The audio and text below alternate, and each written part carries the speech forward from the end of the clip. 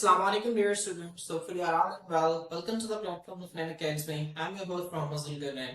तो स्टूडेंट्स आज के इस वीडियो के अंदर हम अपनी 9th क्लास केमिस्ट्री का जो हम टॉपिक स्टडी कर रहे थे बोहर्स एटॉमिक मॉडल उसका सेकंड पार्ट हम स्टार्ट करेंगे। स्टूडेंट्स इससे पिछले लेक्चर के अंदर हमने एटम के स्ट्रक्चर को देखा।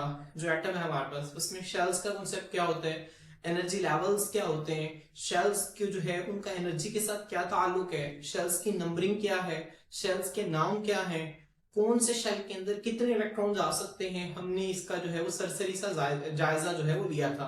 अगर आपने वो लेक्चर नहीं देखा तो आप लोग जो है वो लेक्चर जाकर देख सकते हैं, उसके बाद आपने ये लेक्चर सुनना है। स्टूडेंट्स हम आज के इस लेक्चर के अंदर जो है बाकी बोर्ड एटॉमिक मॉडल के अंदर जो चीजें रह गई थी हम लोग इसका मुताला करेंगे। स्टूडेंट्स अब हम यहाँ पे देखते हैं शेल हमारे पास जो है, ठीक है, हमने लास्ट टाइम शेल तक स्टडी किया था। तो फ्रेंड्स हमारे पास हम ये देखते हैं कि हमारे पास जो एक शेल है ना, शेल हमने क्या कहा था, शेल हमने कहा था वो रास्ता जहां पे एक इलेक्ट्रॉन जो है वो मौजूद होता है उसे हम शेल कहते हैं। अब स्टूडेंट्स हमारे पास हर शेल है ना जो फर्दर सब डिवाइडेड, एक शेल को मजीद तकसीम किया गया है इनटू सब शेल्स, सब शेल्स के अंदर या फिर ऑर्बिटल्स के अंदर, हम इसको इस तरह से भी कह सकते हैं। अब स्टूडेंट्स आपने ध्यान रखने हैं सब शेल्स और ऑर्बिटल्स दो अलग अलग चीजें हैं। मैं आपको इसके एग्जांपल से समझाता हूं। मिसाल के तौर पर दो लोग हैं वो एक घर के अंदर रहते हैं, ठीक है, हम वो दो लोग हैं ना जो वो एक घर के अंदर रहते हैं। अब हम ये कह सकते हैं कि वो दोनों लोग एक ही घर के अंदर रहते हैं। इसी तरह हमारे पास फर्स्ट करें एक शेल है हमारे पास, हमारा के शेल है। अब के शेल के अंदर हमारे पास इलेक्ट्रॉन्स हैं दो, कितने इलेक्ट्रॉन्स आते हैं, दो।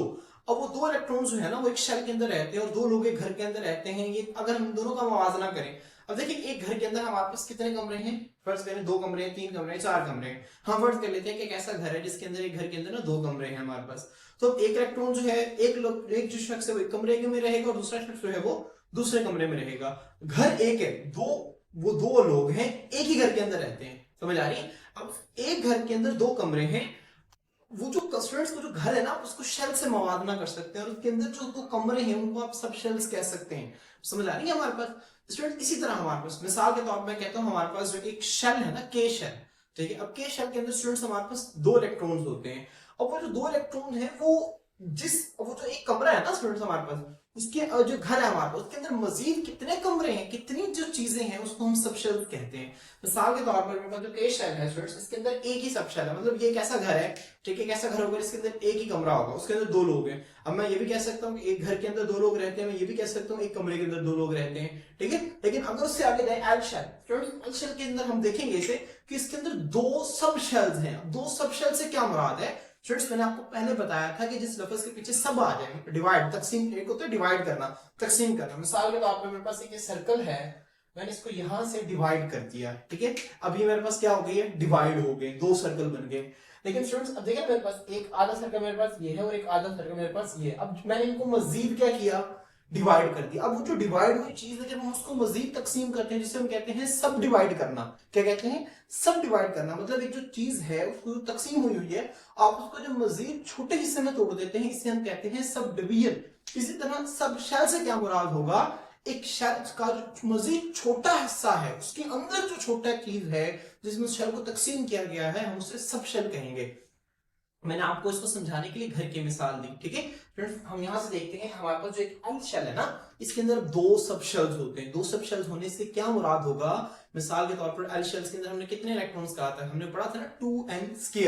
एल दो है, एल की वैल्यू एन की क्या है 2, तो जब 2 को 2n² में पुट करेंगे, आपको भूल जाए कि एल के अंदर कितने इलेक्ट्रॉन्स आते हैं तो आपको 2n² तो याद रहेगा ना, तो आप सिंपल लिखेंगे, क्या लिखेंगे, 2n क्या है 2 है यहाँ पर, तो 2 इंटू 4 8 इलेक्ट्रॉन। तो स्टूडेंट्स एल के अंदर 8 इलेक्ट्रॉन्स होते हैं।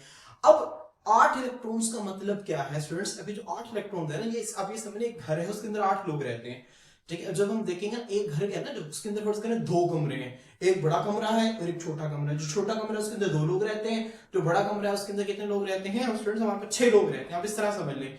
इसी तरह हमारे पास जो स्टूडेंट्स एल शेल है ना उसके आगे से दो सब शेल्स हैं, मतलब वो जो शेल है ना इसके अंदर 8 इलेक्ट्रॉन रहते हैं वो आगे तकसीम हुआ है दो मजीद छोटी चीजों में जिसको हम सब शेल्स कहते हैं।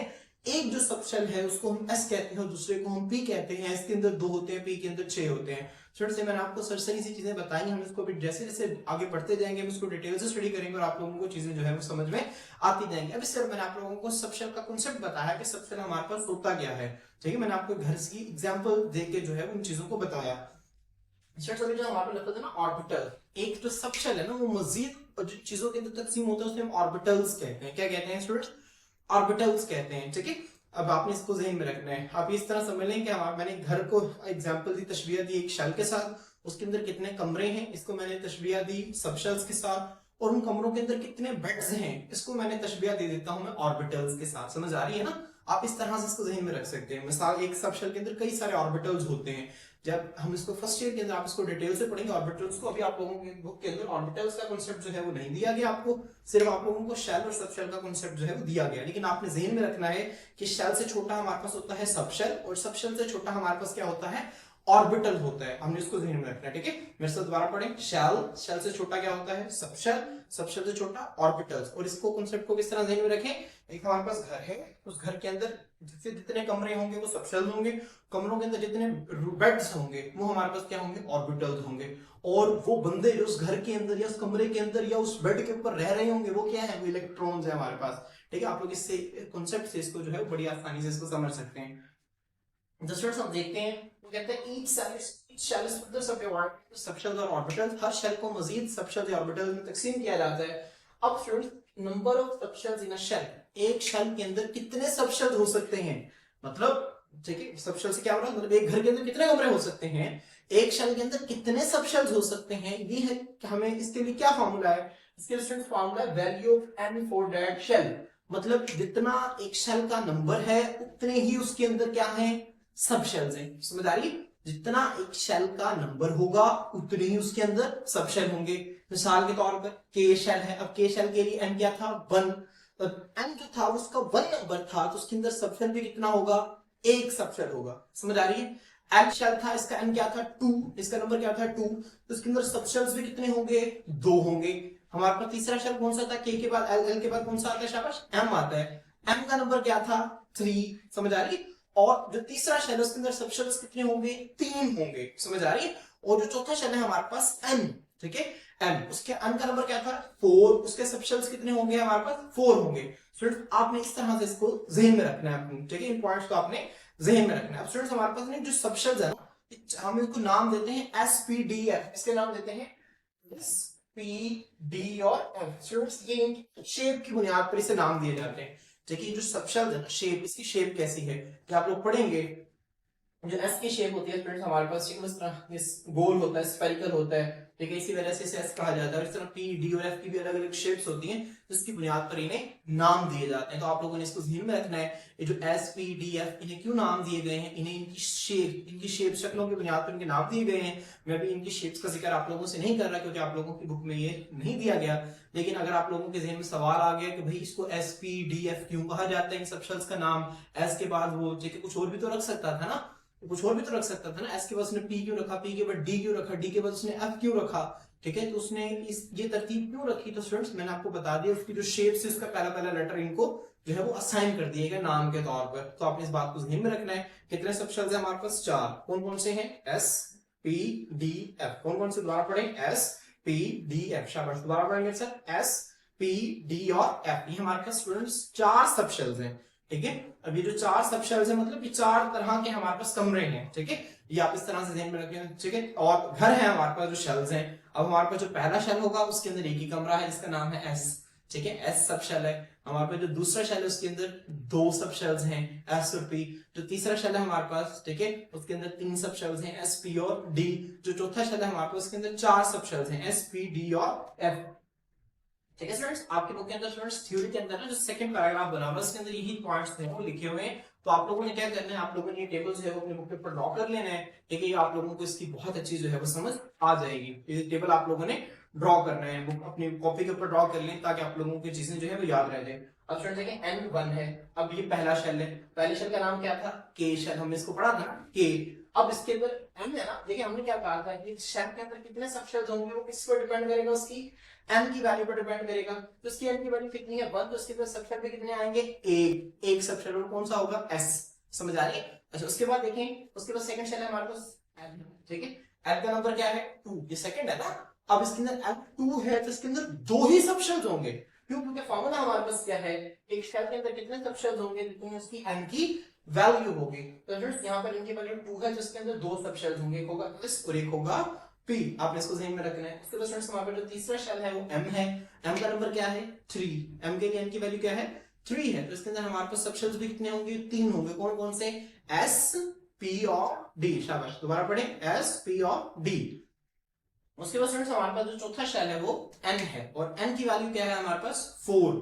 एन की वैल्यू क्या है 4। तो इसके अंदर सब शेल्स भी कितने होंगे 4 होंगे। कौन कौन से हैं एस है पी है डी है और एफ है। मेरे से दोबारा पढ़ें एस पी डी और एफ। तो आप लोगों ने इस तरह से इसको ज़हन में रखना है स्टूडेंट्स। ये चीजें हम आगे करेंगे ना इन चीजों को, तो आप लोगों को चीजें ज्यादा अच्छी समझ में आती चली जाएंगी। इसके बाद हमारे बुक के अंदर ना ये नेक्स्ट पेज जब आप करते हैं बहुत एटॉमिक मॉडल का, तो ये पॉइंट लिखा हुआ है, ठीक है, इसको आप लोगों ने समझना इंपॉर्टेंट चीज है। वो कहता है according to the modern approach, ठीक है, हमारे पास जो जदीद तर्ज है, जो एटम के मुतालिक जो जदीद मालूमात है, जो जदीद रसाई अप्रोच कहते हैं, रसाई करना, किसी चीज को रसाई करना, ठीक है, अप्रोच करना, रसाई करना, किसी चीज को, ठीक है, हाथ डालना, किसी चीज पर पहुंचने की कोशिश करना। मॉडर्न मतलब जदीद, मतलब जदीद दौर के अंदर जो एटम के स्ट्रक्चर और एटम के अंदर इलेक्ट्रॉन्स की तरतीब तक जो पहुंचने की कोशिश की गई है, उसके मुताबिक स्टूडेंट्स क्या है, जो इलेक्ट्रॉन्स हैं are like charged clouds. Clouds students हम किसे कहते हैं, बादल को कहते हैं। चार्ज मतलब जगह, चार्ज का मतलब वो क्या होता है, ठीक है, हमने पढ़ा था ना, चार्ज हमारे पास दो तरह के होते हैं, पॉजिटिव नेगेटिव। जो पॉजिटिव है वो प्रोटॉन्स के ऊपर होता है, नेगेटिव इलेक्ट्रॉन्स के ऊपर होता है। तो इलेक्ट्रॉन्स हमारे पास क्या है, वो चार्ज क्लाउड है, whose लोकेशन, जिसकी जो तरतीब है हमारे पास, ठीक है, लोकेशन का मतलब क्या है, ठीक है, जहां पे वो रहते हैं, जिसकी जो रहने की जगह, मिसाल के तौर पे हमारी लोकेशन जहां पे हम रह रहे हैं, फर्स्ट दिन कोई बंदा कहता है मेरी लोकेशन लाहौर है, फैसलाबाद है, मुल्तान है, इस तरह से इनकी जो लोकेशन है अराउंड द न्यूक्लियस के गिर्द, ठीक है, can not be predicted. Predicted का मतलब होता है पेशन गोई करना। प्रिडिक्ट का क्या मतलब होता है, पेशन गोई करना। पेशन गोई मतलब आप किसी चीज के मुस्तकबिल के बारे में बता रहे हैं, आपको लग रहा है अच्छा, ठीक है, ये जो है फर्स्ट दिन एक मैच चल रहा है, आप कह रहे हैं अच्छा ये मैच जो है वो जीत जाएगा। अक्सर मैच में आप देख रहे होते हैं प्रिडिक्टेड स्कोर आ रहा होता है, ठीक है, मतलब ये जो पेशन गोई करते हैं कंप्यूटर जो है कि वो इतना स्कोर ये टीम कर सकती है। प्रिडिक्ट का मतलब होता है पेशन गोई करना, मतलब मुस्तकबिल के बारे में बताना। Predicted with 100% certainty.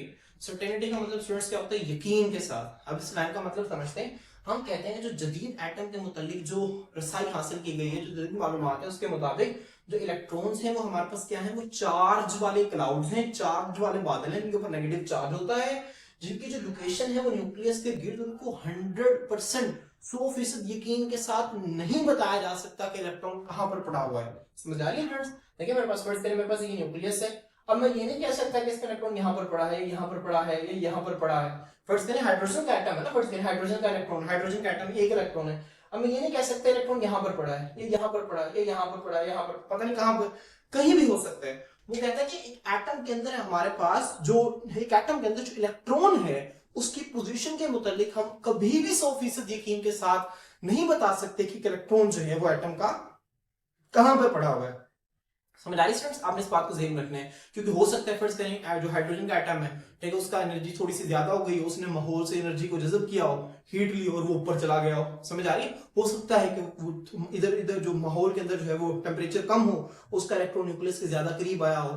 तो एक एटम के अंदर जो इलेक्ट्रॉन है उसकी पोजीशन के बारे में हम कभी भी 100% यकीन के साथ नहीं बता सकते। हाँ, अलबत्ता हम वो जगह जहां पर इलेक्ट्रॉन पाया जाता है हम उसे शेल का नाम जरूर दे देते हैं। हम ये कह सकते हैं कि पहले शेल के अंदर होगा, दूसरे के अंदर होगा, तीसरे के अंदर होगा, चौथे के अंदर होगा, ठीक है, हम इस तरह से जरूर कह सकते हैं। ऑल वी कैन से, वो कहते हैं हम जो सब कुछ जो हम कह सकते हैं इस डेट में ये है, देयर इज सर्टेन यकीनी प्रोबेबिलिटी। प्रोबेबिलिटी का मतलब होता है इम्कानात। प्रोबेबिलिटी किसे कहते हैं, इम्कानात को कहते हैं। मिसाल के तौर पर मैं कहता हूं कि 20% प्रोबेबिलिटी है कि आज बारिश होगी, 20% इम्कान है, मतलब चांसेस हैं कि आज बारिश होगी, और 80% है कि नहीं होगी, ठीक है। मतलब अब इम्कान से मुराद ये है कि मैं 100% नहीं कह रहा कि बारिश होगी, हो सकता है हो जाए और हो सकता है ना हो, ठीक है, चांसेस कम है, ठीक है, ना होने के चांसेस ज्यादा हैं। प्रोबेबिलिटी का मतलब होता है इम्कानात, किसी चीज के होने के जो चांसेस हैं वो क्या है। तो वो कहता है एटम के मतलब हम जो सब कुछ कह सकते हैं वो ये है कि सर्टेन प्रोबेबिलिटी कि जो यकीनी इम्कानात हैं फाइंडिंग एन इलेक्ट्रॉन, एक इलेक्ट्रॉन को तलाश करने के, एट अ प्रोबेबल डिस्टेंस, एक यकीनी, देखिए एक फर्जी फासले पर फ्रॉम न्यूक्लियस से। समझ आ रही है? और उन फर्जी फासलों को हम क्या नाम देते हैं, शेल्स का नाम देते हैं, ठीक है। मैं फर्स्ट कर लेता हूँ, मेरे पास न्यूक्लियस शेल यहाँ पर पाया गया है, मैं कहता हूँ मेरे पास पहला शेल है। अच्छा, एक और मैंने चेक किया, इलेक्ट्रॉन मुझसे थोड़ा सा ऊपर था, मैं इसको कह देता हूँ मेरे पास दूसरा शेल है, ये मेरे पास क्या है, इसका तीसरा शेल है। ठीक है, इस तरह से तो आपको इस बात की समझ आ गई है ना स्टूडेंट। ठीक है, ये हमारे पास क्या है, वो कहते हैं कि हमारे पास जो न्यूक्लियस है, न्यूक्लियस के गिर्द हम कभी भी 100% यकीन के साथ नहीं बता सकते कि जो इलेक्ट्रॉन है वो कहाँ पर पाया जाएगा। अलबत्ता हम इसके मुतालिक जो बातें कह सकते हैं वो ये हैं कि जो इलेक्ट्रॉन है हमारे पास वो न्यूक्लियस से कुछ फास जहां पर मौजूद होगा वो हमारे पास उसके शेल्स होंगे, हम उनके फासले के बारे में जो है वो जरूर बता सकते हैं, लेकिन हमें ये कभी भी नहीं बता सकते 100% यकीन के साथ कि अच्छा इस वक्त जो है वो इलेक्ट्रॉन जो है वो यहाँ पर मौजूद है। तो आपने इन पॉइंट्स को जो है वो आपको इंपॉर्टेंट चीज आपने इसको जहन में रखना है। ठीक है फ्रेंड्स, इसके बाद आपकी बुक के बॉक्स में एक इंटरेस्टिंग इंफॉर्मेशन दी गई है, आपने इसको जहन में रखना है। हमारे पास जो लार्जेस्ट एटम है वो सीजियम का है। किसका है स्टूडेंट? सीजियम का। अगर आप लोगों को याद हो, हमने पहले जो हमारा चैप्टर था उसका सेकंड लेक्चर के अंदर हमने पीरियोडिक टेबल को स्टडी किया था। अगर आप लोगों ने वो लेक्चर नहीं लिया तो आप प्लेलिस्ट में जाकर सेकंड लेक्चर जो है उसको ले सकते हैं, बहुत इंपॉर्टेंट है। पीरियोडिक टेबल के हवाले से आपको पीरियोडिक टेबल के जो इंपॉर्टेंट एलिमेंट्स हैं आप लोगों को याद हो जाएंगे। तो उसमें हमारे पास जो पहला ग्रुप था, हाल ली की रब से फरियाद, hydrogen, lithium, sodium, potassium, rubidium, caesium और फ्रांसियम। तो जो उसमें सीजियम था स्टूडेंट्स हमारे पास, वो सबसे बड़ा एटम है पीरियोडिक टेबल का। और सबसे छोटा एटम कौन सा है? हीलियम।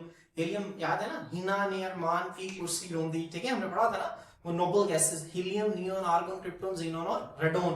ठीक है, तो उसमें जो सबसे पहली नोबल गैस है हीलियम, वो हमारे पास सबसे छोटा एटम है। ठीक है, ये दो एमसीक्यूज ये हैं।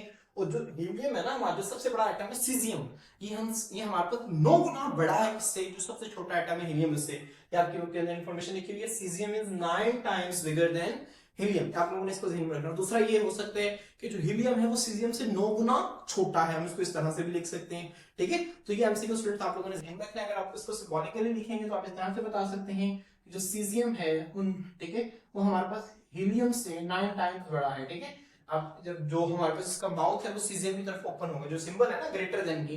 ठीक है, हम इसको इस तरह से लिख सकते हैं, सीजियम का साइज जो है वो हीलियम से बड़ा होगा। स्टूडेंट्स हमारे पास इसके बाद जो है वो maximum number of electron in subshell. ठीक है, एक सबशेल के अंदर ना हमारे पास नेक्स्ट बॉक्स बना हुआ है, लास्ट वाला जो पैराग्राफ है, इसके अंदर हमारे पास बताया हुआ है कि एक सबशेल के अंदर इलेक्ट्रॉन्स कितने आ सकते हैं। हमें शेल्स का तो पता है ना, शेल्स के लिए तो हमारे पास फार्मूला था 2m²। के अंदर 2 इलेक्ट्रॉन्स आ सकते हैं, एल के अंदर 8 आ सकते हैं, एम के अंदर 18 आ सकते हैं। ठीक है, और एन के अंदर 32 इलेक्ट्रॉन्स आ सकते हैं। ये तो हमने कल डिस्कस कर लिया था ना 2n²। अब स्टूडेंट्स हमारे पास सब शेल्स के अंदर कितने इलेक्ट्रॉन्स आ सकते हैं, आप लोगों ने इसको ज़हन में रखना है। एस सब शेल है, इसके अंदर हमारे पास 2 इलेक्ट्रॉन्स आते हैं। कितने इलेक्ट्रॉन्स आते हैं?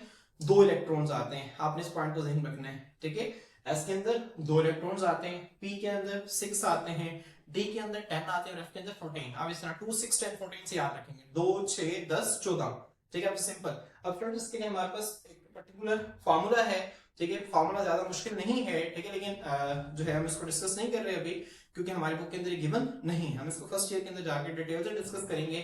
अभी सिर्फ आप क्या करें, आप इसका सिंपल जो है जिस तरह 2n² है उसका फार्मूला, इस तरह इसका भी हमारे पास फार्मूला है, लेकिन अभी हम उसको जो है वो डिस्कस नहीं कर रहे, क्योंकि उसके लिए डिस्कस करने के लिए हमारे पास कुछ चीजें आपको और बतानी है, जो कि वो लेकिन ज्यादा डिटेल हो जाएगी, टॉपिक्स की ज्यादा डिटेल हो जाएगी, और अभी आपके बुक के अंदर उतनी डिटेल नहीं दी गई।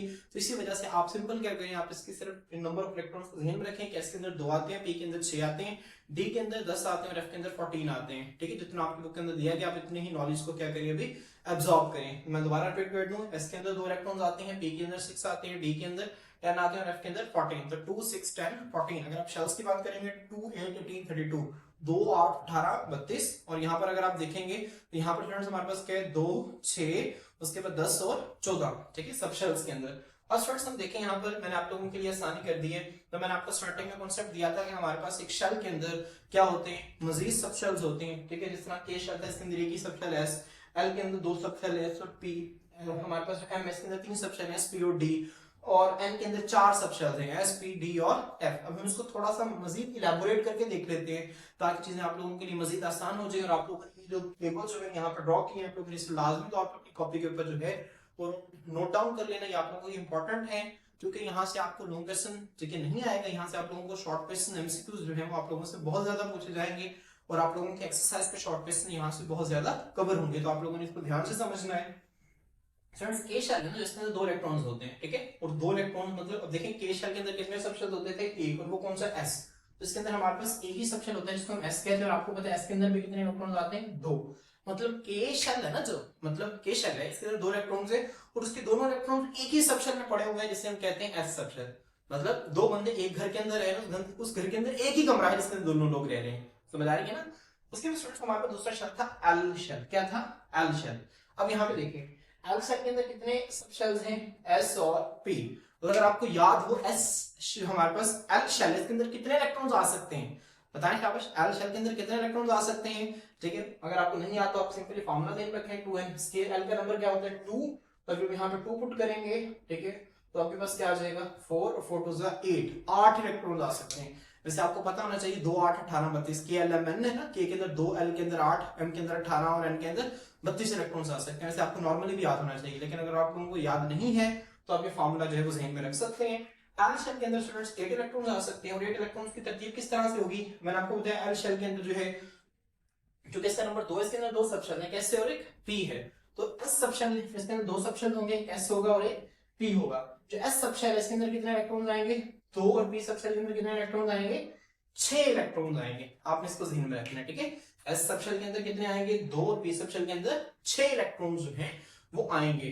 तो ये चीजें जो है वो आप लोगों ने ध्यान में रखनी है, ठीक है। देखिए हमारे पास 2 सब शेल है, 2 इसके अंदर आगे, 6 इसके अंदर आगे, 8 इलेक्ट्रॉन्स पूरे हो गए।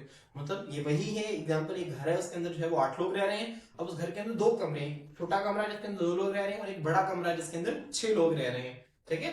फ्रेंड्स अब इसके बाद हमारे पास एम शेल है। एम शेल का नंबर कितना होता है? 3 होता है और उसके अंदर कितने सब शेल होंगे? 3 होंगे। कौन कौन से हैं? एस, पी और डी। कौन कौन से हैं स्टूडेंट? एस, पी और डी। एम शेल के अंदर 18 इलेक्ट्रॉन्स आते हैं। कैसे? m का नंबर 3 होता है तो आप 2n का स्क्वायर फार्मूला के अंदर पुट करके इसको निकाल भी सकते हैं। 18 इलेक्ट्रॉन्स आते हैं। अब इसमें 3 सब शेल हैं, s, p और d। s के अंदर स्टूडेंट्स हमारे पास 2 इलेक्ट्रॉन्स आते हैं, हमें पता है। p के अंदर हमारे पास कितने आते हैं? 6 इलेक्ट्रॉन्स आते हैं, ठीक है, हमें ये भी पता है। और d सब शेल है जो इसके अंदर 10 इलेक्ट्रॉन्स आते हैं, हमने इसको भी डिस्कस किया। तो यहाँ पर कितने हो गए? ठीक है, 10 और 6 16 और 2 18 इलेक्ट्रॉन पूरे हो गए। एम शेल से क्या मुराद है? एम शेल के अंदर 3 सब शेल है। इससे मुराद ये है कि एक हमारे पास घर है उसके अंदर 18 लोग रहते हैं और उन 18 लोग जो हैं उस घर के अंदर 3 कमरे हैं। एक सबसे छोटा कमरा है जिसके अंदर 2 लोग रह रहे हैं, एक उससे बड़ा कमरा है जिसके अंदर 6 लोग रह रहे हैं और एक उससे भी बड़ा कमरा है जिसके अंदर 10 लोग रह रहे हैं। समझ आ रही? और वो जो लोग क्या है वो इलेक्ट्रॉन्स हैं, ठीक है। वो घर है हमारे पास, शेल है, उसके अंदर इतने कमरे हैं, वो सब शेल हैं, ठीक है। तो इस तरह से आपने ध्यान रखना। एन शेल है स्टूडेंट्स, एन शेल के अंदर 32 इलेक्ट्रॉन्स होते हैं। अब उस एन शेल के अंदर हमारे पास 32 इलेक्ट्रॉन है और कितने सब शेल हैं? देखिए यहाँ पर 4 सब शेल्स होंगे, एस, पी, डी और एफ। तो एस के अंदर कितने इलेक्ट्रॉन्स होंगे? 2, पी के अंदर कितने होंगे? 6, डी के अंदर कितने होंगे? 10 और एफ के अंदर 14। अगर आप इनको सम करेंगे तो 32 इलेक्ट्रॉन्स है। और इसका मतलब क्या होगा ये आप लोग मुझे बताएंगे। इसका मतलब क्या होगा? शाबाश। एंड हमारे पास एक ऐसा घर होगा, ठीक है, जिसके अंदर कितने कमरे होंगे? 4 कमरे होंगे। और एक कमरा सबसे छोटा जिसमें 2 इलेक्ट्रॉन्स होंगे, 2 बंदे होंगे। एक उससे बड़ा जिसके अंदर 6 होंगे, एक उससे बड़ा जिसके अंदर 10 होंगे, एक उससे बड़ा जिसके अंदर हमारे पास 14 जो है वो लोग जो है वो रह रहे हैं। इसकी मिसाल आप इस तरह से ध्यान में रख सकते हैं। तो फ्रेंड्स ये हमारे पास तमाम कॉन्सेप्ट से बोर्ड्स एटॉमिक मॉडल के मुताबिक और शेल्स के मुताबिक, सब शेल्स के मुताबिक, किस शेल के अंदर कितने इलेक्ट्रॉन्स आ सकते हैं, किसकी एनर्जी जो है वो कहाँ पे ज्यादा होती है, कहाँ पे कम है, किस शेल के अंदर कितने सब शेल्स हैं। तो मैं उम्मीद करता हूँ तमाम कॉन्सेप्ट्स हैं वो आप लोगों को बहुत अच्छे तरीके से समझ आ गए होंगे। अगर आप लोगों को कोई भी मसला है, कोई भी क्वेरी है तो आप लोग जो है कमेंट सेक्शन के अंदर पूछ सकते हैं। आज के लिए इतना ही। इंशाल्लाह नेक्स्ट वीडियो में नेक्स्ट टॉपिक के साथ आपकी खिदमत में हाजिर होते हैं। अल्लाह हाफिज।